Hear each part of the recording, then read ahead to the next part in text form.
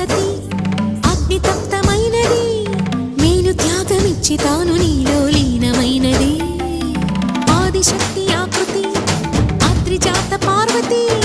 తానువైన ప్రాణధవుని చెంతకు చేరుకున్నది